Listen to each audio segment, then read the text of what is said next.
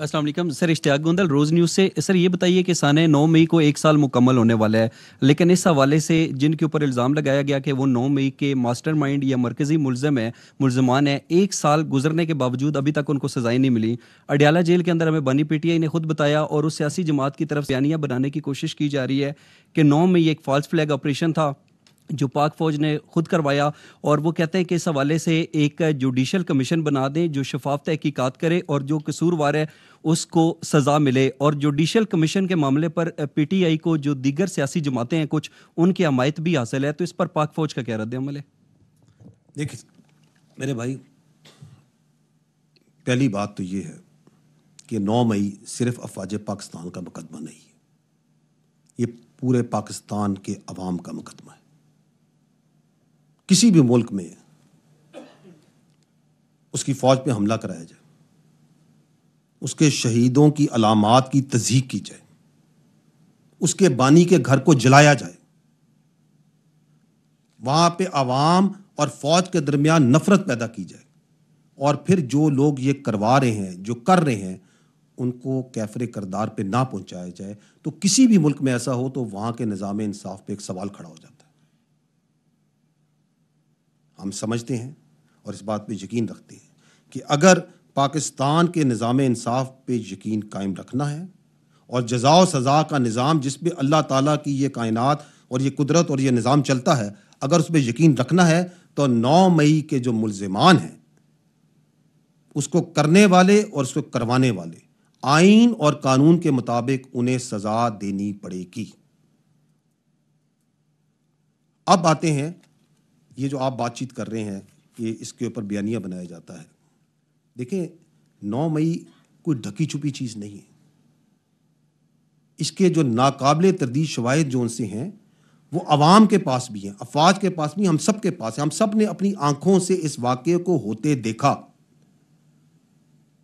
हम सब ने देखा कि किस तरीके से लोगों की जहन साजी की गई, उनको अफवाज के खिलाफ, उसकी लीडरशिप के खिलाफ, एजेंसियों के खिलाफ, इदारों के खिलाफ झूठ और प्रोपेगेंडे से उनके जहन बनाए गए। हमने देखा कि किस तरह कुछ सियासी लीडर्स ने चुन चुन के अहदाफ दिए कि इधर हमला करो, इधर हमला करो।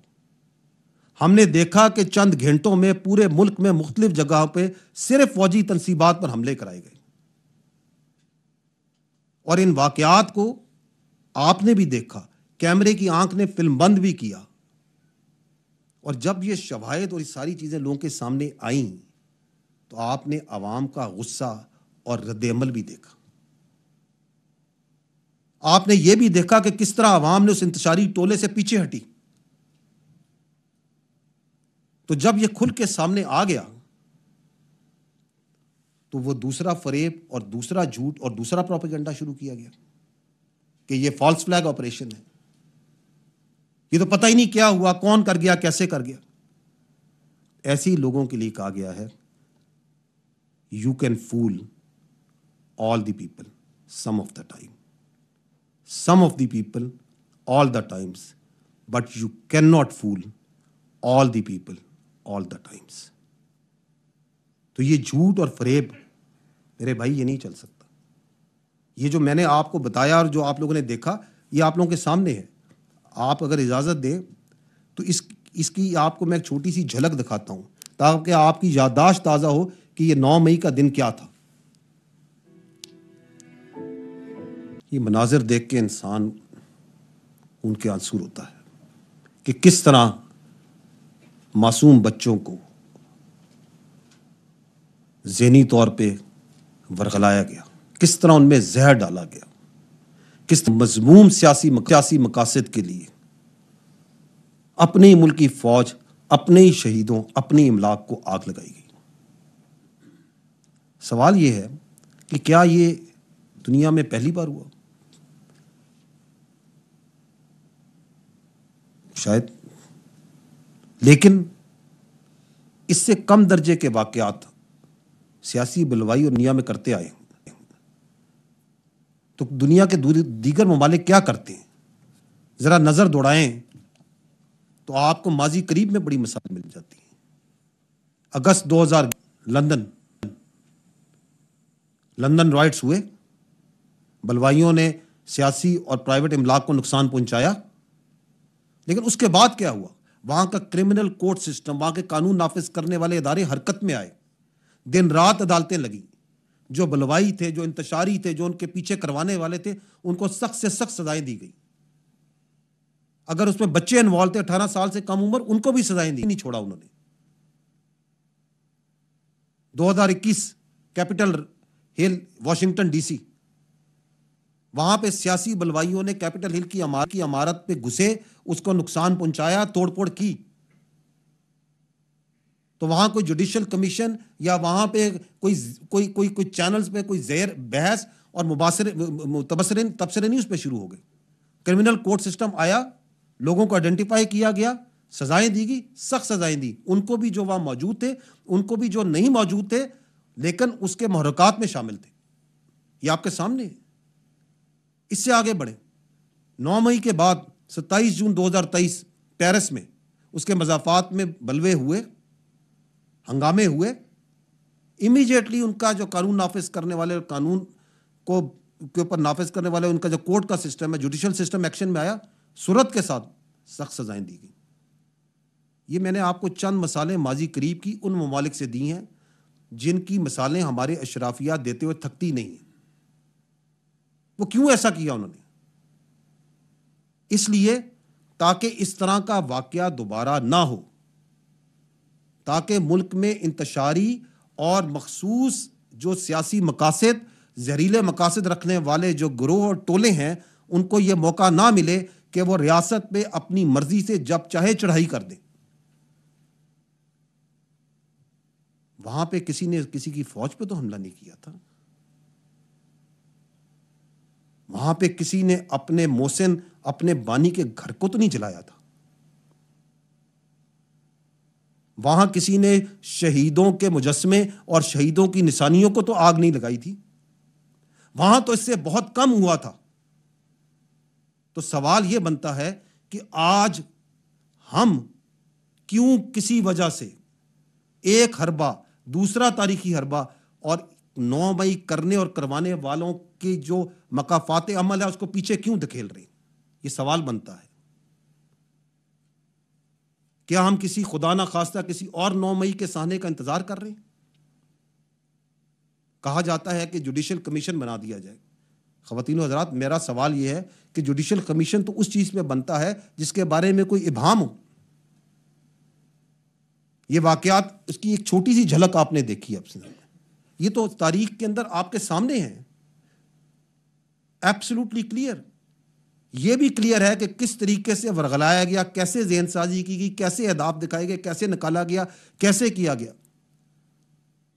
اور اس میں بھی کنفیوژن اور ہیز ڈالنے کے لیے کہا جائے کہ جوڈیشل کمیشن بنا دیں تاکہ پتہ چلے یہ واقعہ ہوا ہے یا نہیں ہوا, کس نے کیا. ٹھیک ہے, ہم تیار ہیں, بنائیں جوڈیشل کمیشن, لیکن اگر جوڈیشل کمیشن بنانا ہے تو پھر اس پورے واقعے کی تہہ تک جائیں.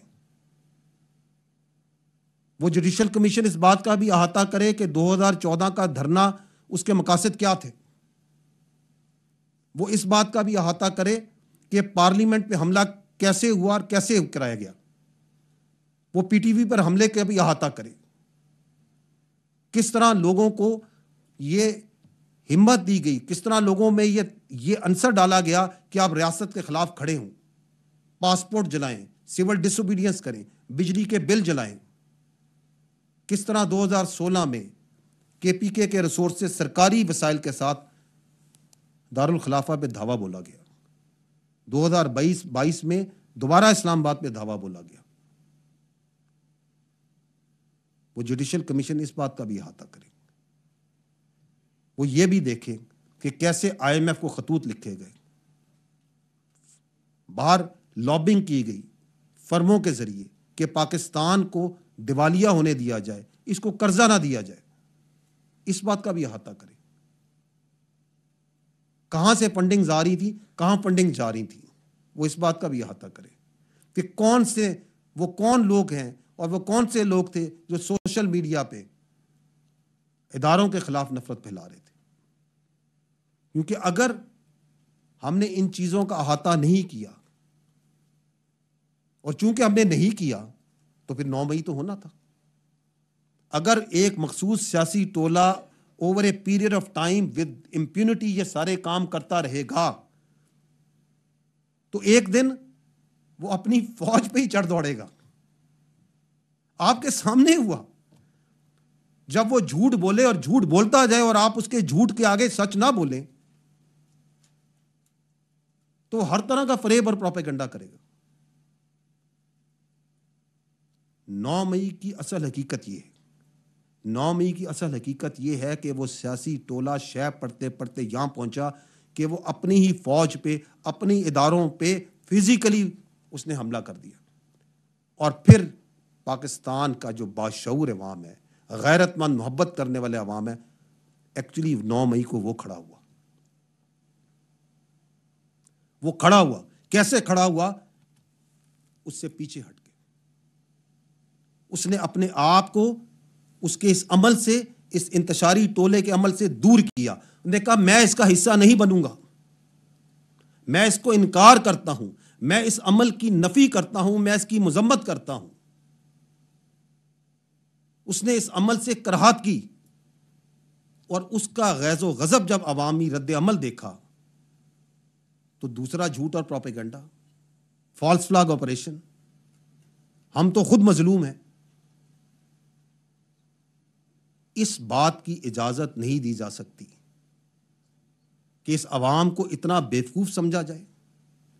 جھوٹ پہ جھوٹ, فریب پہ فریب.